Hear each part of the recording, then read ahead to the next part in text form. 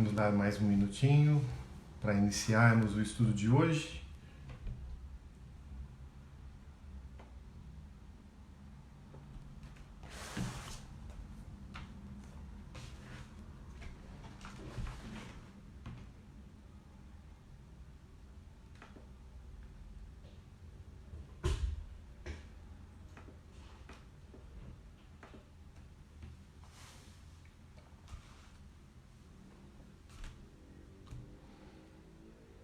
Muito boa noite a todos, que Jesus nos abençoe e nos fortaleça para mais um estudo, para mais uma reflexão, dando continuidade ao estudo do livro Irmão que nós estamos desenvolvendo.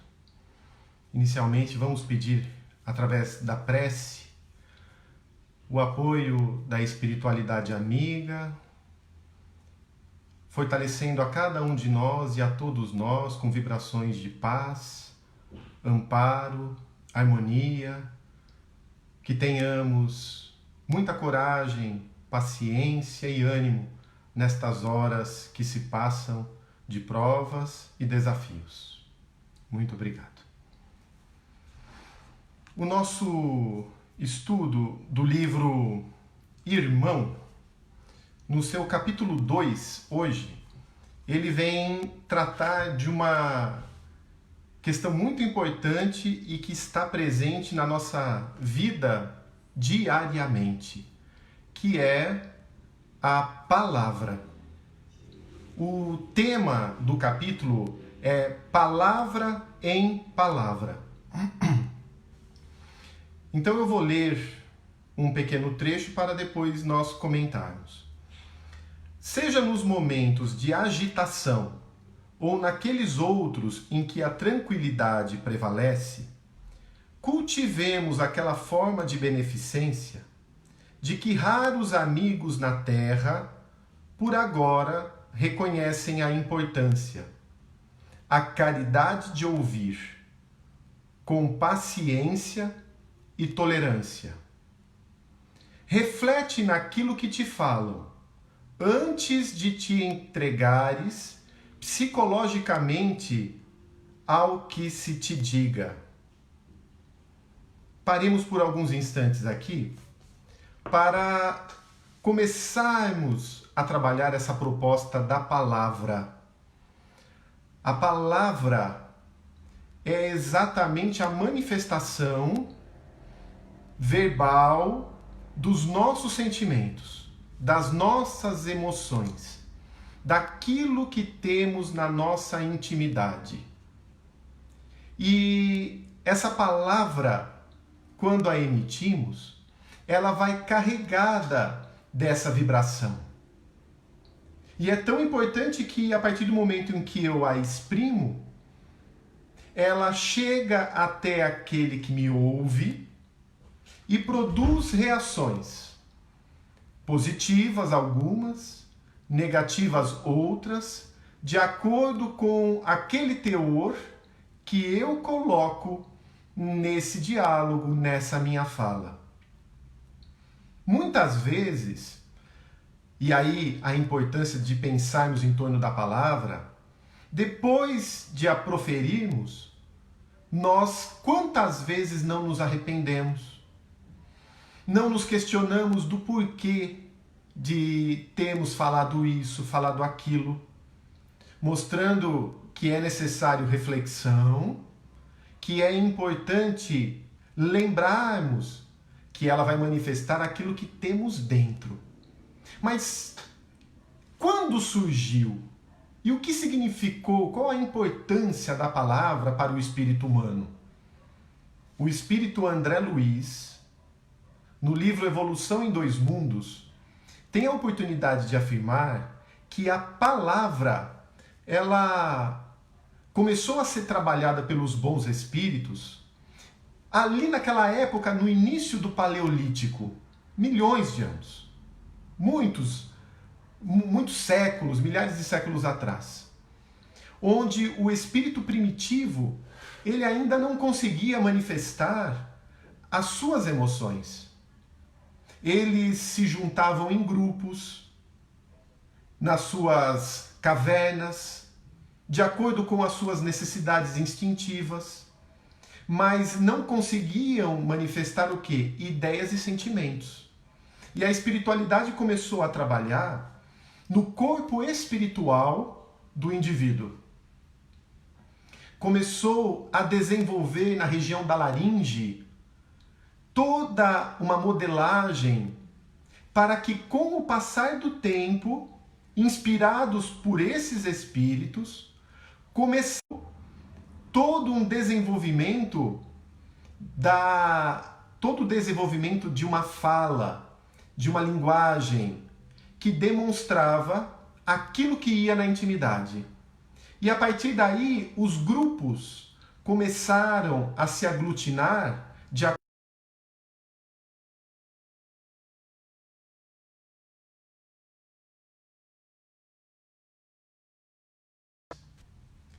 Ficamos mais diretamente ligados com os nossos afins. Ficamos mais vinculados com aqueles que se vinculam por afinidade àquilo que sentimos e desejamos. Então ela mostra uma evolução lá atrás, só que até hoje, muitas vezes, passado tanto tempo, nós nos pegamos proferindo aquilo que não é o ideal. E isso foi alvo, a palavra, de recomendações de Jesus e do Evangelho. Muitas vezes ele nos trouxe o quê? Fala aquilo que convém à sã doutrina. Seja o seu modo de falar um simples sim, um simples não. O que passar disso já vem do maligno. A boca fala daquilo que está cheio o coração, mostrando que dessa intimidade nossa, aquilo brota para fora. Mas o problema não é a boca em si, é o sentimento mal, nesse caso, que é explanado. Se Jesus nos advertiu dessa forma, significa que nós temos liberdade para falar, mas as consequências dessa liberdade geram responsabilidade. E colheremos esses frutos. Quantas brigas, quantas divergências não temos a partir de palavras mal colocadas, com segundas intenções, com ironias, e depois nos arrependemos. Então aquele espírito hoje que já está fazendo o exercício de renovação de sentimentos, tem que se atentar para o conteúdo que fala. O espírito Bezerra de Menezes diz o seguinte: nós poderemos até errar na gramática, nós não podemos errar na vibração. Então, se temos um português claudicante, se erramos nessa conjugação ou naquela, não há problema algum. O problema é quando erramos na vibração da fala, porque essa fala carrega toda uma energia, todo um fluido daquilo que eu sinto e chega na pessoa que me ouve. E essa pessoa que me ouve forma quadros. O que eu estou falando aqui, sou responsável pelas imagens mentais produzidas em cada um que me ouve. Se falo uma coisa positiva e a pessoa se inspira no bem, ótimo. Se falo um quadro negativo e isso gera medo e terror, sou responsável moral por aquilo que acontecer naquela pessoa. Se influenciar alguém para o bem com a fala, essa pessoa bem direcionada, eu posso ter um mérito. Se eu disser a outro, você não vale nada, você é imprestável, e ela vira-se se suicida, ela fez aquele ato influenciada por mim muitas vezes. E eu deverei prestar contas. Então a palavra é de grande responsabilidade. Então temos que nos atentar ao quê? Primeiro, o que eu falo? Como eu estou falando? Que essa palavra seja uma palavra de otimismo e que não me traga depois remorsos. Quais os teores nesse momento que a gente está vivendo de isolamento eu tenho falado no meu dia a dia? Vamos pensar no dia de hoje? Quais foram os assuntos abordados no dia de hoje? O que eu falei com os meus filhos? O que eu comentei das notícias do jornal? O que eu recordei do passado e contagiei as pessoas, às vezes positivamente ou negativamente? Com qual vibração eu falei desse ou daquele? Foi com críticas? Não foi?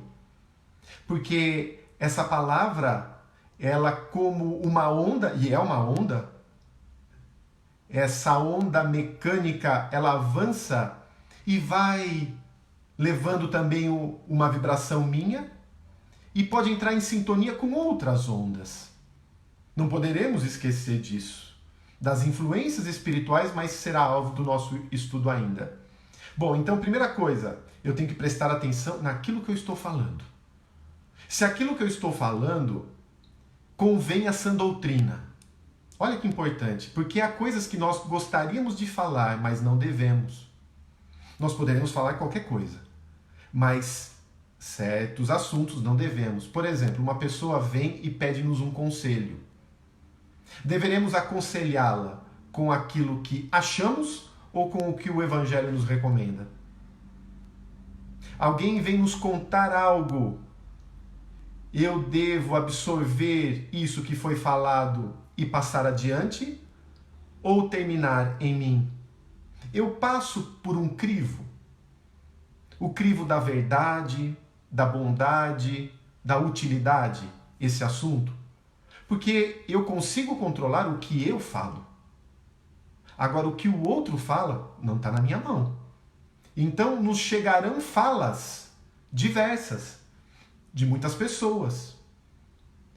E eu tenho a obrigação hoje do quê? De filtrar a fala e passar adiante através desse crivo. Primeiro, o da verdade. É verdadeiro o que a pessoa me falou?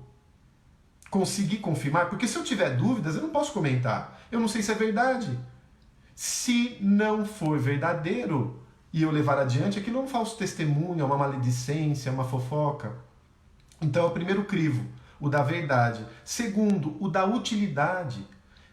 O que eu vou falar é útil para essa situação? Eu vou complicar ainda mais os quadros? Às vezes uma pessoa está criticando outra e, para não ficar quieto, a gente fala. E às vezes, quando se dá conta, o que nós estamos falando é algo que está depreciando ainda mais o outro. Então, aquilo que eu falo é útil. Porque se não for útil, fiquemos quietos. Há virtude, muitas vezes, em ficar quieto. Então, é verdadeiro, é útil. O terceiro crivo, eu vejo bondade, há bondade nisso que eu vou falar adiante. A situação remete a algo bom, positivo, é um assunto que vai elevar a sintonia daquelas pessoas, o pensamento daquele ambiente. Porque se for verdadeiro, útil e é do bem, eu posso falar com tranquilidade, porque minha consciência não vai me acusar.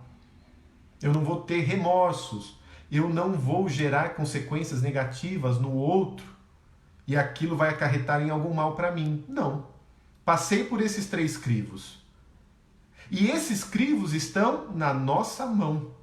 Por isso a importância, primeiro, do que eu falo. Pois bem, em relação ao que o outro fala, eu não tenho controle, mas eu também posso crivar. Porque muitas coisas eu levo para o lado pessoal. O que me falam. Então eu ouço alguém criticando um trabalho, às vezes eu entendo aquilo como uma indireta a mim. Eu concluo precipitadamente. Não, ele quis dizer isso. E não me dou ao trabalho, muitas vezes, do que? De chegar até a pessoa e fortalecer se realmente o entendimento está correto.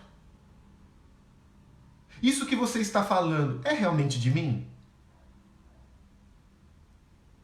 Afirmava Jesus, se tiver alguma coisa contra o teu adversário, vai e resolve entre você e ele. É uma forma de averiguarmos aquele conteúdo, se está correto. Melhor do que falarmos por detrás, às ocultas. Aquilo que nós falamos às ocultas, temos coragem de falar na frente da pessoa? É um outro termômetro para analisarmos como anda a nossa palavra. Aquilo que eu falo de fulano para Beltrano, eu falaria na frente dele? Se falar, então estou sendo o quê? Digno. Porque falaria na frente da pessoa. Se eu só tenho coragem de falar para os outros, daí tenho que rever. Porque posso estar fazendo maledicência e fofoca. E da mesma forma que eu não gostaria que outrem fizesse isso comigo, eu não posso fazer, então, para os demais. Então, até aqui, o que a gente observou? Que a palavra foi desenvolvida pela espiritualidade, trabalhando o corpo espiritual nosso, no tempo do Paleolítico, conforme o livro Evolução em Dois Mundos. Através da fala, nós começamos a passar nossas emoções, nossos sentimentos, nos agrupamos.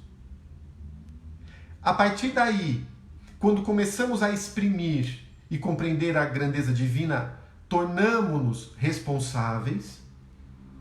E até hoje estamos trabalhando como a palavra se enquadra na nossa vida. Se aquilo que eu estou falando está sendo positivo ou está sendo negativo. Então nos atentemos a esses conselhos de Emmanuel até aqui. Continua ele. É muito importante a caridade de ouvir, com paciência e tolerância. Já que falamos de palavra, da mesma forma que nós gostamos que o outro nos dê atenção, estamos dando atenção para que o outro fala? Ouça com caridade. Quando nós temos algo para contar para alguém, o que gostaríamos que fizesse esse alguém? Que nos ouvisse. E às vezes, a pessoa chega para nós com suas dificuldades, com suas dores, e somente quer que a ouçamos. Só que preocupados com as nossas dificuldades, com os nossos problemas, com a nossa correria, com aquilo que temos que fazer, muitas vezes viramos as costas e seguimos o nosso caminho. Coloquemo-nos no lugar da outra pessoa. É a caridade de ouvir que diz Emmanuel nesse capítulo 2 do livro Irmão. Ouça com caridade. E quantas vezes nós ouvimos, não falamos nada, e a pessoa ao término diz, graças a Deus, como você me ajudou. Muito obrigado, eu vou sair daqui melhor. Mas nós não fizemos nada, somente ouvimos. Mostrando que o que ela precisava era desabafar. Era colocar essa vibração, às vezes difícil, para fora. Mudar esse teor, essa vibração através de um desabafo. E importante, quando estamos ouvindo algo, e às vezes é um assunto difícil, e a gente fica pensando, como vou ajudar? O que eu vou falar? O que eu vou dizer? Entremos em contato mental com os amigos espirituais, com o nosso benfeitor, com o benfeitor daquela pessoa, porque pode ter sido um exercício deles terem trazido essa alma até nós, procurando uma palavra de esperança. Então não poderemos virar as costas. Ouvimos um pouco essa pessoa e começamos a exercitar o quê? Essa caridade de ajudar. E aí damos uma palavra de esperança. Se já vivenciamos alguns quadros, falamos dessa experiência, porque é difícil a gente aconselhar algo que não passou. Mas uma palavra de bom ânimo, de estímulo, isso pode nos vir e nos vem. E às vezes esses 5 minutos iniciais são nossos. E depois a espiritualidade nos agasalha e nos auxilia, de acordo com a necessidade da pessoa que está nos ouvindo, a trabalharmos conteúdos para ajudá-la. Quantas pessoas não conseguem ter sintonia com seus amigos espirituais? E eles socorrem essas pessoas através, muitas vezes, da gente, de nós aqui. Um familiar que pede um conselho, que pede um direcionamento, que revela uma angústia. Muitas vezes, através destas cenas, esses bons espíritos vêm e nos estimulam para ajudar esse filho, né, espiritual que passa por uma dificuldade. Então, quando pensamos em palavra, muito importante lembrarmos. Avançando,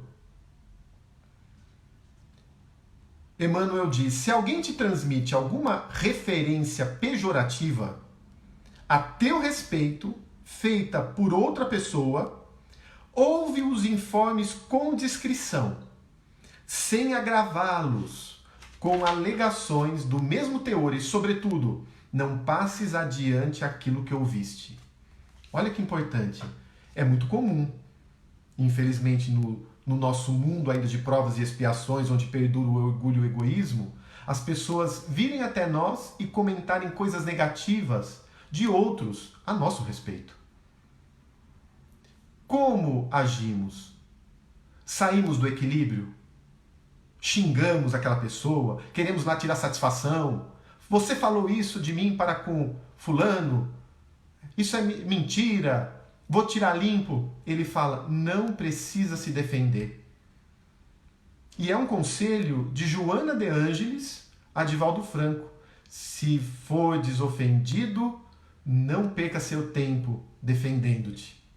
Jesus é o nosso defensor. A nossa consciência é que nos aprova. Então, se ele trouxe algo de uma outra pessoa a nosso respeito, de má qualidade, ouçamos. Conselho de Emmanuel: não reclame, não fale nada, não tire a limpo. Absorva e segue. Reflete, no entanto, o quê? Se aquele teor tem algo de verdadeiro. Porque ninguém gosta de receber críticas. Mas nessas críticas poderemos fazer uma autoanálise. Será que isso que falaram de mim é verdadeiro? Será que eu estou me portando desse jeito? Será que tenho sido duro? Será que errei, falhei em relação a essa pessoa? Então vou me corrigir. Vou mudar a partir de agora. Mas esse tirar a limpo não vale a pena. E não vale responder, porque essa resposta provavelmente essa pessoa vai levar para outra. Da mesma forma que fala do outro para nós, fala de nós para o outro.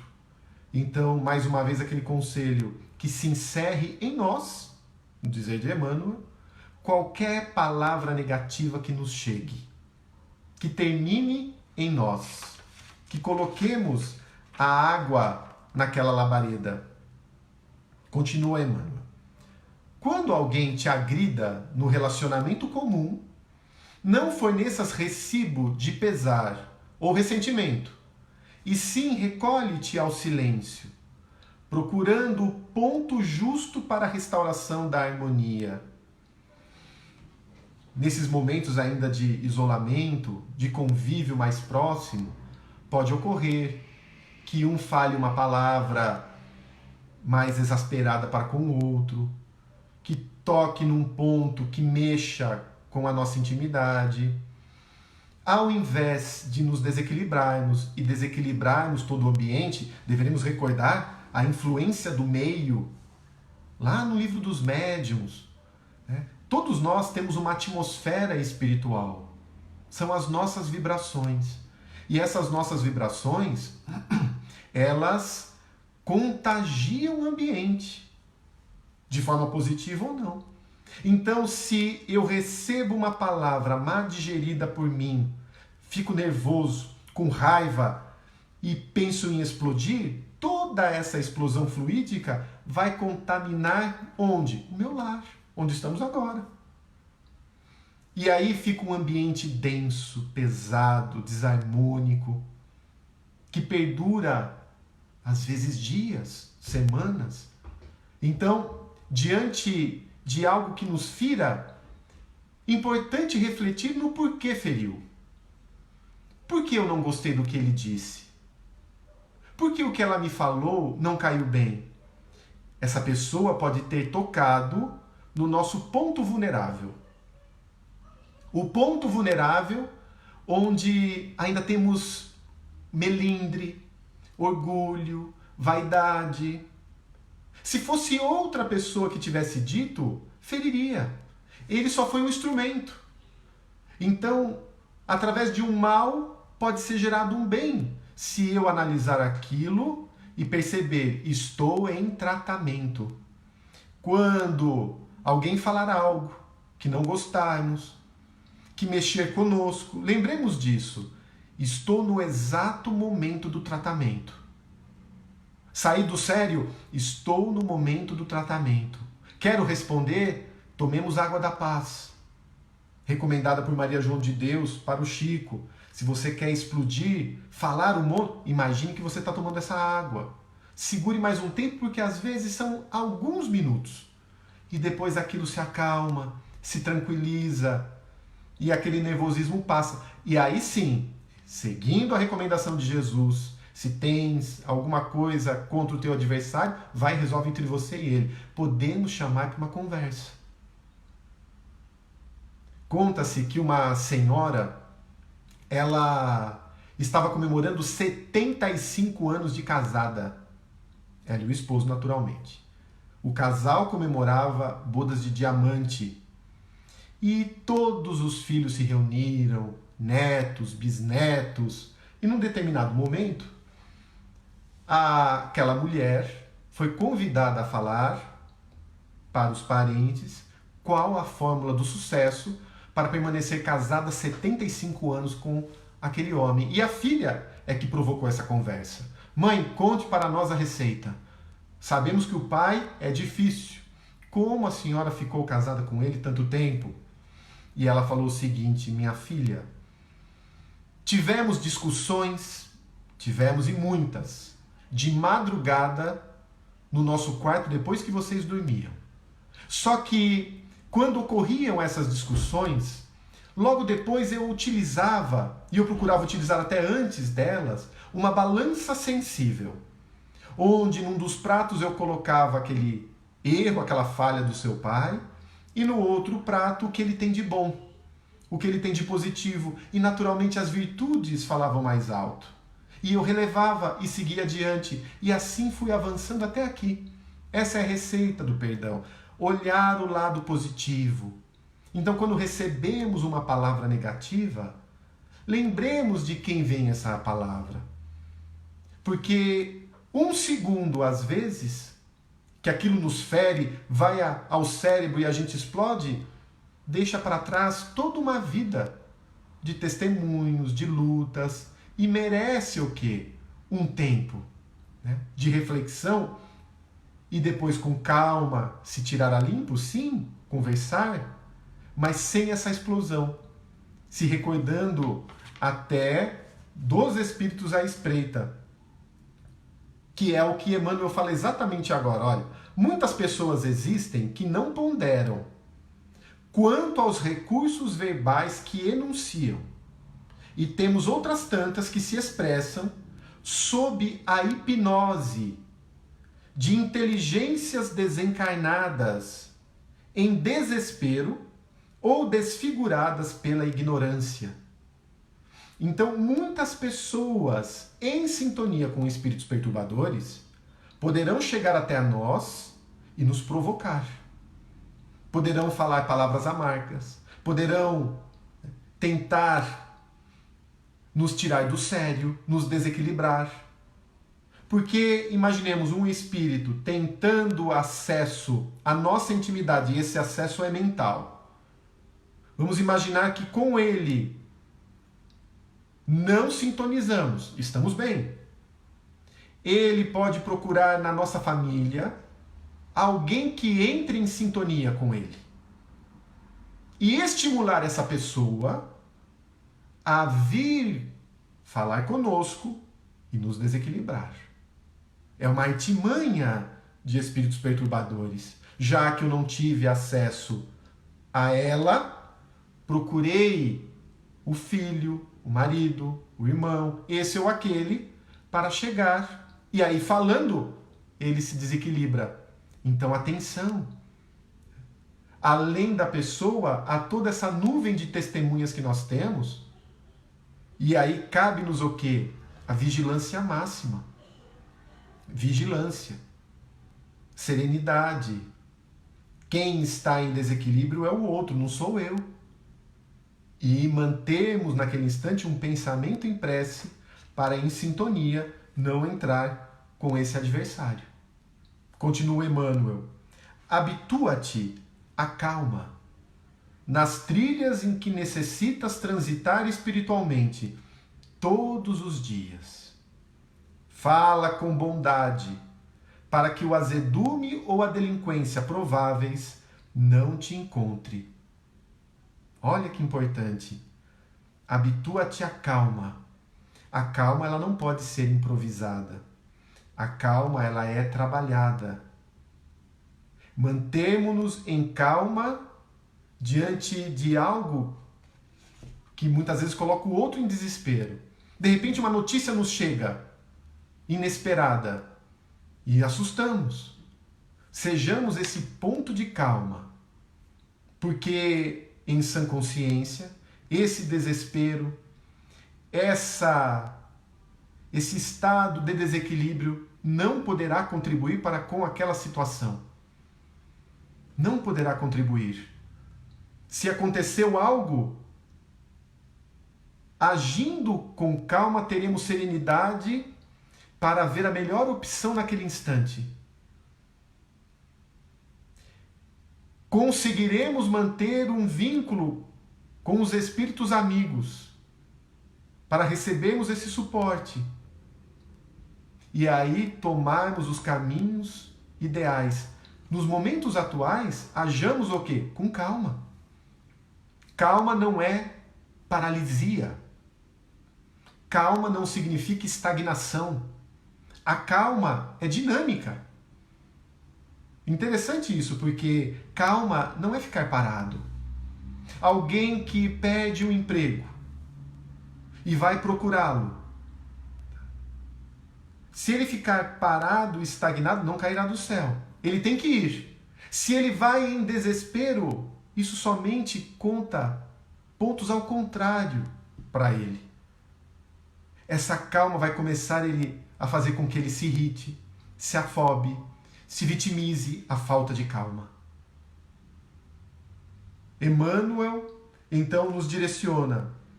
Fala com bondade, para que o azedume ou delinquência prováveis não te encontre. Como é difícil, quando tocam no nosso ponto vulnerável, falar com essa bondade. Mas tudo é trabalho. Tudo é um trabalho de construção. Quando a gente pensa em bondade na fala, lembremos do Chico. Aquela bondade estampada na fala dele. Um Dr. Bezerra de Menezes, Eurípides, Irmã Dulce, aquelas falas meigas. Só que isso é construção. Junto com aquela fala, vai impregnada a vibração. Por isso que quando a pessoa está sendo falsa, muitas vezes a gente sente. A pessoa fala que gosta de nós, mas não nos sentimos bem muitas vezes. Porque junto com a fala, ela vai carregada do magnetismo adverso da pessoa, em relação à nossa pessoa. Então é um trabalho de construção essa bondade. E não é hipocrisia ou falsidade fazer esforços. Quando reconhecemos que estamos exagerando, quando percebemos que gritamos demais, que nos exasperamos por qualquer coisa, fazer um exercício de bondade na fala, naquilo que vai pedir, como vai pedir, o obrigado, a gentileza de agradecer, são exercícios que vão refletindo um estado íntimo, já que a boca fala daquilo que está cheio o coração. Já que deveremos falar aquilo que convém à sã doutrina. Seja o vosso modo de falar um simples sim, um simples não, O que passai disso já vem do maligno, ou seja, se posiciona. De acordo com quem? Com o meu tormento? Não, com o Evangelho. Vou me posicionar. Como recomendo o Evangelho? Que eu trate dessa forma. Vou fazer. Às vezes, a duras penas. Querendo falar outras coisas, mas seguro. Seguro. Porque se temos liberdade para pensar, falar e agir, antes arrancávamos da faca e acertávamos. Hoje não fazemos isso. Mas às vezes queremos matar através da palavra.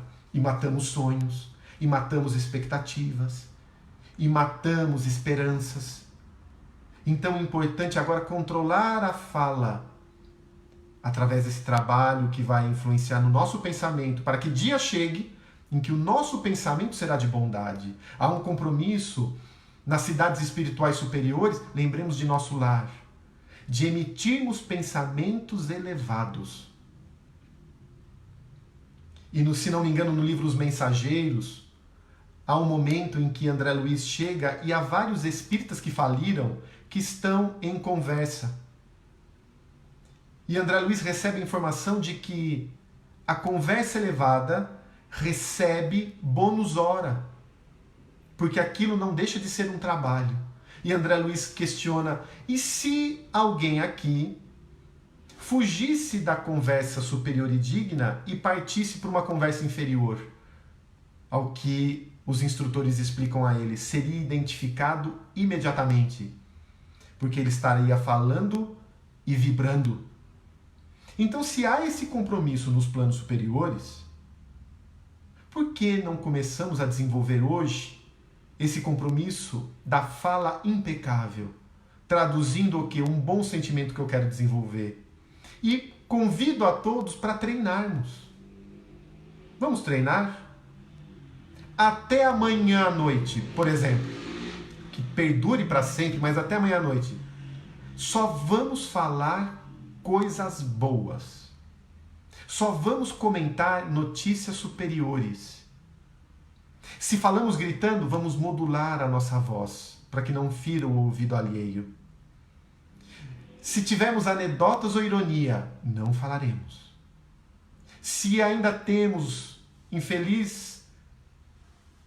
infeliz hábito do palavrão, da malcriação, cessemos. E amanhã à noite, analisemos isso.